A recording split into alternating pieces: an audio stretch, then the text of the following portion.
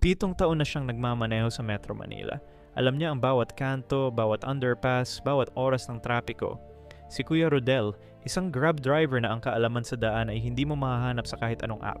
Isang gabi, sumakay si ate na may hawak na cellphone at bukas na Google Maps. Bawat liko ni Kuya Rodel may kontra. Dito raw ang maps. Bakit hindi mo sinusundan ng GPS? Sinubukan niyang ipaliwanag. Nagsasara ang EDSA Kamuning ngayong gabi. May road closure. Kilala niya ito. Pero hindi siya pinakinggan. Sumunod siya sa app. Pagdating sa intersection, nakita nila ang mga traffic cone at pulis. Sarado nga.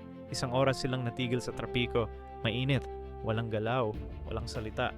Pagbaba ni ate, isa lang ang sinabi niya. 2 bituin ka lang. Hindi mo sinundan ng maayos ang GPS. 7 taon ng karanasan. Isang app. Isang bituin. Ganyan talaga ang buhay ng Grab driver, mga paps. Kung na-touch kayo sa kwentong ito, i-like at i-follow na para sa mga susunod pang kwento. God bless and ride safe.